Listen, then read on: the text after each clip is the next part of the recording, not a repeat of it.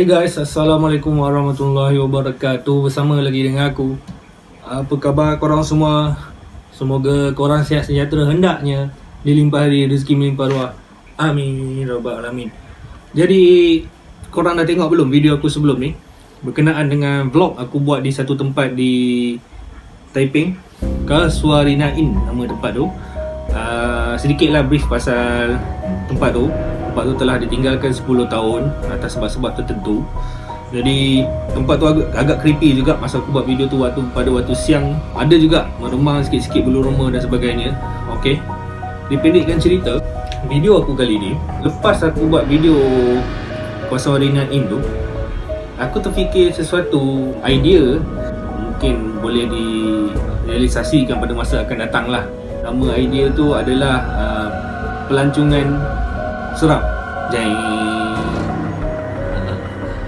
Okey, pelancongan seram ni maksudnya tempat-tempat tinggal di Malaysia. Kita biarkan saja tempat tu tinggal. Kita memberi peluang kepada tim-tim paranormal dari dalam negara ataupun di luar negara untuk membuat shooting dekat situ. Hunting atau uji nyali, mencari entiti ke, atau bunyi-bunyi ke, atau kelibat ke, apa-apa kelibat yang boleh nampak. Dan aku terfikir ini boleh juga dijadikan sebagai satu bentuk pelancongan, di mana sebagai contoh lah, aku ambil Taiping sebab kampung aku kat Taiping. Contohlah Casuarina Inn tu Jadi kalau orang luar nak datang buat hunting paranormal kat situ, orang luar pada Taiping lah kan, mungkin daripada KL atau daripada JB atau daripada belah pantai timur, Pahang ke Terengganu. Jadi perjalanan diorang kan jauh kan. Diorang boleh datang situ. Bila diorang datang situ, confirm diorang akan tidur satu malam. Bila diorang dah sampai tempat tu, of course lah diorang pun akan makan makanan tempatan kan. Jadi itu ada satu sumbangan dalam sektor ekonomi juga. Mungkin satu hari nanti perkara ni boleh dijadikan sebagai satu sektor pelancongan seram kan, di mana tempat-tempat terbiar tu yang memang mungkin pihak berkuasa atau kerajaan belum ada plan untuk membangunkan semula atau apa. Jadi tempat tu mungkin di kawasan sekitarnya diberi laluan kepada tim paranormal dalam Malaysia untuk buat shooting kat situ lah, mencari entiti kan. Jadi job-job kepada mereka ni banyak lah kan, sebab dari segi minat minat orang masing-masing kan. Macam aku minat juga main game, sebab aku dulu pun kaki game sebelum PC aku rosak.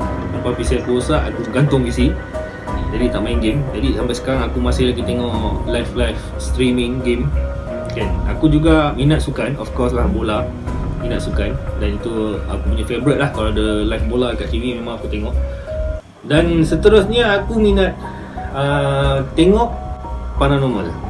Yes. Jadi aku minat yang paranormal yang real lah. Diorang buat live, diorang masuk hutan ke dan sebagainya kan. Jadi kat sini aku ada beberapa senarai tempat yang agak seram untuk boleh dijadikan sebagai tempat pelancongan seram. Baguslah idea.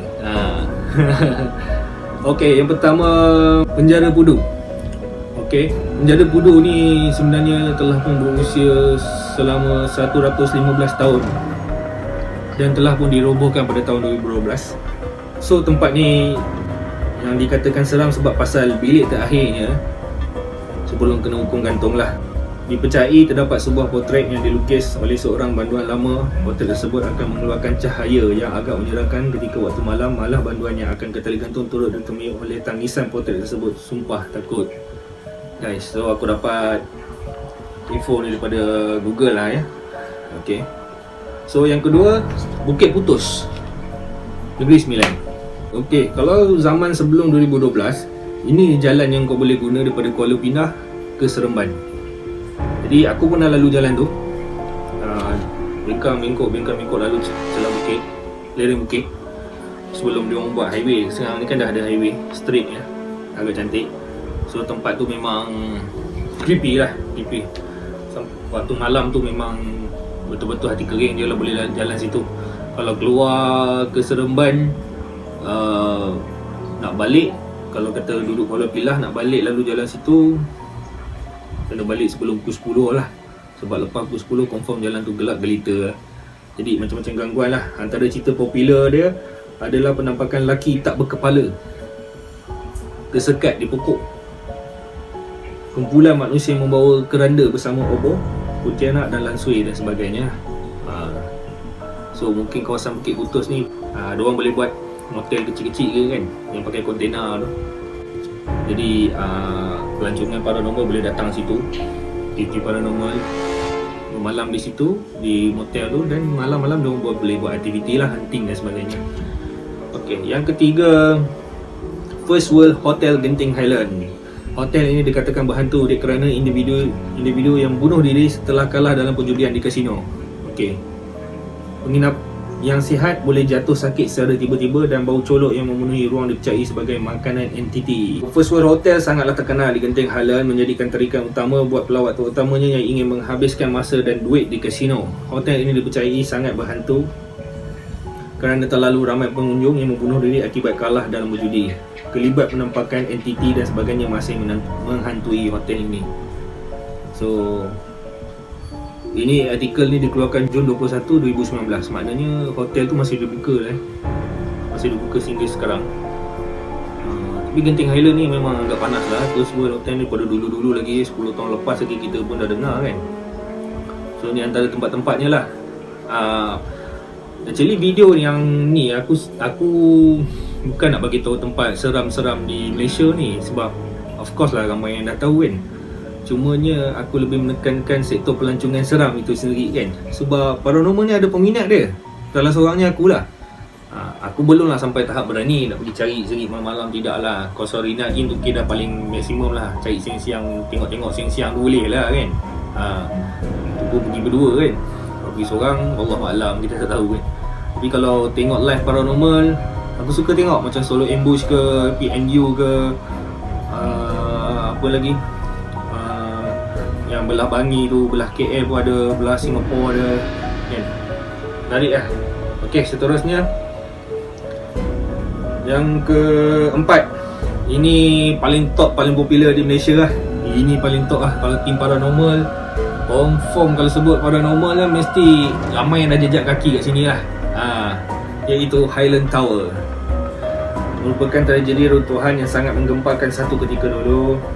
Tragedi nahas yang merangkut 48 nyawa ini bermula apabila satu daripada 3 blok kondominium Taman Hillview, Ulu Kelang, Selangor runtuh pada 11 Disember 1993. Dipendekkan cerita, selepas kejadian itu, berbagai perkara seram telah berlaku di tempat lokasi kejadian tersebut. Antaranya kelihatan kelibat makhluk tanpa kepala dan sering juga kedengaran suara wanita menangis di tengah kepekatan malam.